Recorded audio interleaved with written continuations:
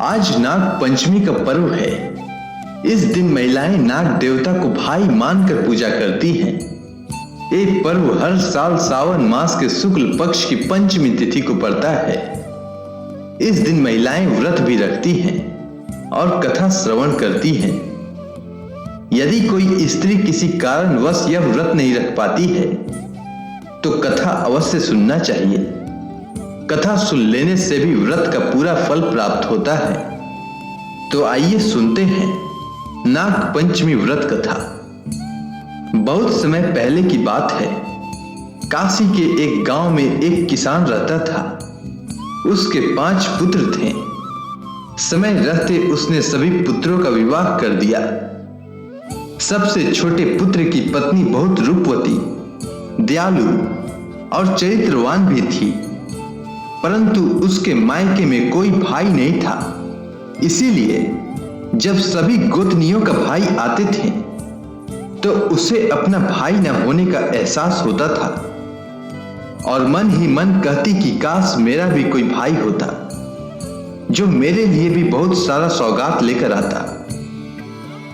एक दिन किसान के सबसे बड़ी बहू ने घर लिपने के लिए पीली मिट्टी लाने के लिए सभी बहुओं को साथ चलने के लिए कहा। तो सभी ने डलिया और खुरपी लेकर मटखान की ओर चल पड़ी और मिट्टी खोद ही रही थी कि तभी वहां एक नाग नजर आया, जिसे देखते ही बड़ी बहू ने खुरपी से मारने की कोशिश करने लगी। पर सबसे छोटी बहू ने उसे नाग को मारने से रोक दिया और बोली, दीदी, हमें किसी निरपराध की हत्या नहीं करनी चाहिए। और फिर नाग मटखान के एक तरफ जाकर बैठ गया। तब छोटी बहू ने नाग से बोली, भैया, आप यहां थोड़ी देर रुकिएगा, मैं आपके लिए दूध लेकर आती हूं। नाग ने भैया शब्द सुनकर बहुत प्रसन्न हुआ और सहमति में सिर हिला दी।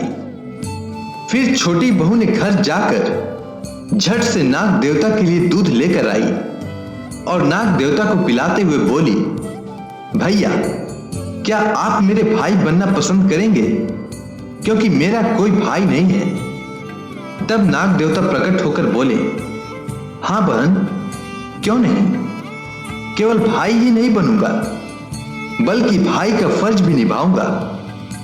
यह सब होते देख छोटी बहू को बहुत प्रसन्नता हुई और नाग देवता को प्रणाम की और फिर अपने घर वापस लौट आई। कुछ समय बीत गए। उधर नाग प्रतिदिन रात्रि में आकर अपनी बहन को खिड़की से देखकर चला जाता और यह महसूस करता कि मेरी बहन का आर्थिक स्थिति कुछ ठीक नहीं है, पर सोचता कि आखिर मैं इसकी मदद करूं भी तो कैसे करूं। तभी उसे कुछ दिमाग में आया और मन ही मन प्रसन्न हुआ और सुबह होने का इंतजार करने लगा। सुबह होते ही वह मनुष्य का रूप धारण करके उसके घर पहुंच गया और बोला कि मैं अपनी बहन को विदा कराने आया हूं, इसलिए आप लोग कृपा कर मेरी बहन को मेरे साथ जाने की आज्ञा दीजिए। यह सुनकर सभी हैरान होकर उस व्यक्ति को देखने लगे और सभी ने एक साथ बोला, पर छोटी का तो कोई भाई नहीं है। तब फिर नाग देवता, जो मनुष्य का रूप धारण किए हुए थे, वे बोले, मैं उसका फुफेरा भाई हूं। जब मेरी बहन बहुत छोटी थी तभी मैं बाहर कमाने चला गया था।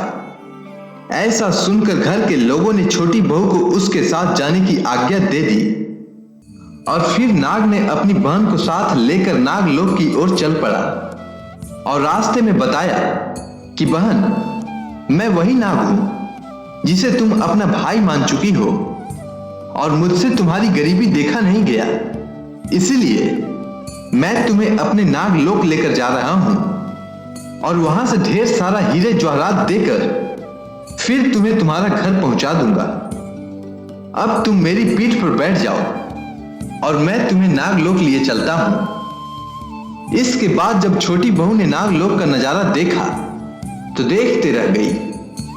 आज तक इतने हीरे जवाहरात उसने अपने पूरे जीवन में कभी नहीं देखा था।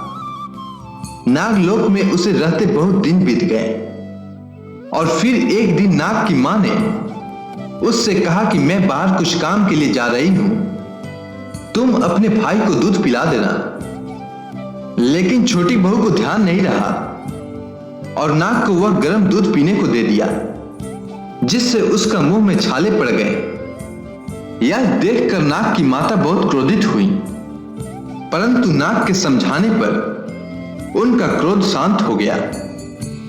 इस तरह कुछ दिन और बीतने के बाद छोटी बहू नाग से बोली, भैया, अब मैं अपने घर वापस जाना चाहती हूं। यदि आप मुझे मेरे घर छोड़ देंगे तो आपकी मुझ पर बहुत कृपा होगी। इतना सुनते ही नाग ने कहा, हां बहन, जरूर पहुंचा दूंगा। इसके बाद नाग उसे ढेर सारा धन और हीरे जवाहरात वस्त्र आभूषण देकर उसे घर तक छोड़ आया। इतना सारा धन देखकर बड़ी बहू ने कहा कि तेरा भाई तो बड़ा धनवान है, तुझे तो और धन लाना चाहिए था। इतना सुनते ही नाग देवता ने उसकी सारी वस्तुएं सोने की कर दी। फिर बड़ी बहू ने बोली कि इसे तो झाड़ने के लिए भी सोने की झाड़ू चाहिए। फिर क्या था, नाग देवता ने झाड़ू भी सोने की लाकर दे दी। नाग ने छोटी बहू को हीरे मोती से जड़ा एक अद्भुत हार भी उपहार में दे दिया, जिसकी चर्चा उस राज्य की रानी तक भी पहुंच गई।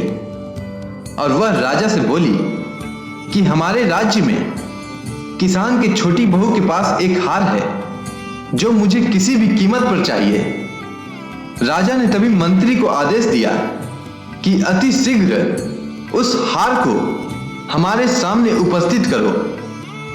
मंत्री किसान के घर जाकर बोला कि आपकी छोटी बहू का हार रानी ने राजमहल में देखने के लिए मांगा है। किसान ने डर के मारे छोटी बहू का हार मांगकर तुरंत मंत्री को सौंप दिया। यह बात छोटी बहू को अच्छी नहीं लगी और उसने अपने भाई नाग का स्मरण किया। तभी वहां नाग देवता प्रकट हुए।